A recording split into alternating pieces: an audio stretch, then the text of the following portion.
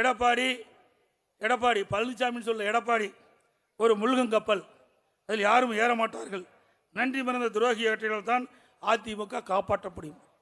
நல்ல உங்கள்கிட்ட நான் சில விளக்கங்களை சொல்ல கடைபெற்றுகின்றேன். எது சரி எது தப்பு என்று நீங்களே முடிவு செய்து கொள்ளுங்கள்.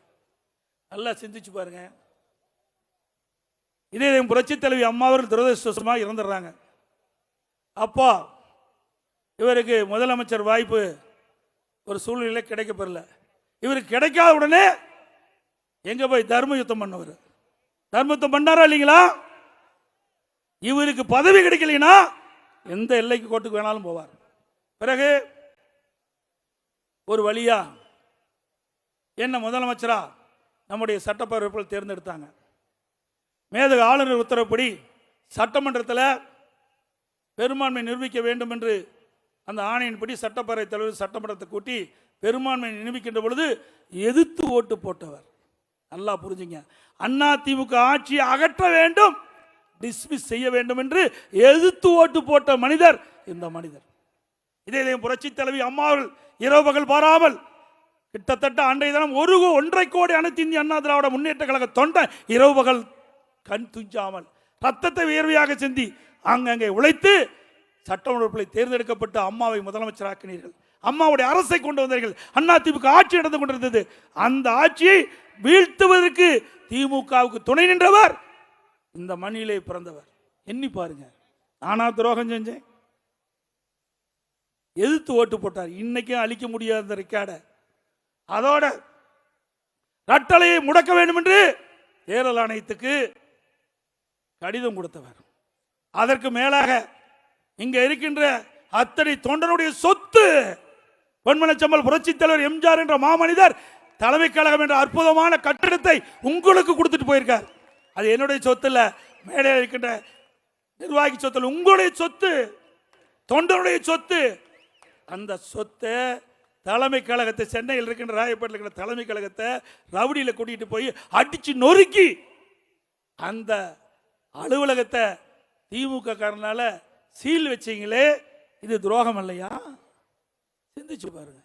நாங்களா துரோகம் செஞ்சோம்? எவ்வளவோ கெஞ்சு பார்த்தோம், எங்களை விட்டு போகாதீங்கன்னு. நீங்களா போனீங்க. அதுக்கு நாங்கள் என்ன காரணம்? எங்கள் மேலும் பழி சுமத்தி பிரயோஜனம் இல்லை. கடந்த காலத்தை எண்ணி பாருங்க. எப்போ பார்த்தாலும் அம்மாவுக்கு விசுவாசம் விசுவாசங்கிறீங்க. 89 இதே மாவட்டத்தில் போடியில் அம்மா நின்னாங்கல்ல, அப்ப யாருக்கு வேலை செஞ்ச? உங்களுக்கெல்லாம் தெரியுமில்ல. நீங்க இந்த மண்ணில் பிறந்தவங்க தானே. நீங்க எல்லாம் கட்சியில் விட்டு அதிமுக ரத்தம் ஓடுதில்ல, அதிமுக ரத்தம் ஓடுதில்ல. அப்ப யாருக்கு வேலை செஞ்சார் சொல்லுங்க? யாருக்கு வேலை செஞ்சார்? யாருக்கு வேலை செஞ்சாரு? நீங்களே சொல்லுங்க. வெண்ணிராடை நிர்மலாக்கு செஞ்சார். இவரா அம்மாவுக்கு விசுவாசம்? சொல்லுங்க. அதே அனைத்து இந்திய அண்ணா திராவிட முன்னேற்ற கழகத்தின் சார்பாக சேவல் சின்னத்தில் எடப்பாடியில் போட்டியிட்டு மக்களால் தேர்ந்தெடுக்கப்பட்டவன் நான். எப்பொழுது பார்த்தாலும் சீனியர் நீங்க 2001 தான் எம்எல்ஏ, நான் 89 எம்எல்ஏ, 91 சேலம் மாவட்ட செயலாளர், 91 எம்எல்ஏ, 89 எம்எல்ஏ, 91 எம்எல்ஏ, வாரிய தலைவர். அதோட 1998 சீட்டு கேட்காம எனக்கு அம்மா கொடுத்தாங்க எம்பிக்கு, நாடாளுமன்ற உறுப்பினர். 1998 நாடாளுமன்ற உறுப்பினர். உங்களுக்கு முந்தியே 11 ஆண்டுக்கு முந்தியே வந்தேன். ஆனா உங்களுக்கு வாய்ப்பு கிடைச்சது, நாங்கள் ஏற்றுக்கொண்டோம், உங்கள் பின் நின்றோம், உங்களோடு தோளோடு தோளாக நின்று பணியாற்றினோம். ஆனால் உங்களுக்கு பதவி இல்லை என்று சொன்னால் யாரையும் ஏற்றுக்க மாட்டார். உங்களுக்கு நல்லா தெரியும், இந்த மண்ணில் இருக்கிறவங்களுக்கு என்னை விட உங்களுக்கு அதிகமாக தெரியும். கட்சியை பார்க்க மாட்டார், அவரைத்தான் பார்ப்பார். எனக்கு அப்படி இல்லை.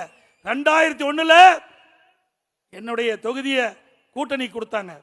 அம்மா கூப்பிட்டு வேற தொகுதியில் நின்றுனாங்க.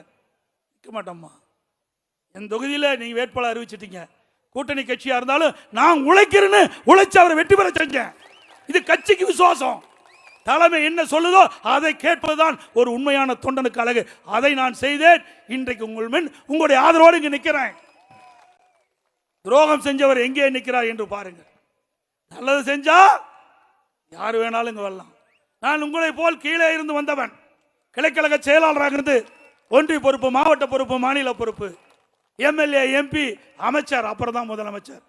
இப்படி படிப்படியாக உயர்ந்து உழைப்பால் உயர்ந்து நிற்கிறேன்.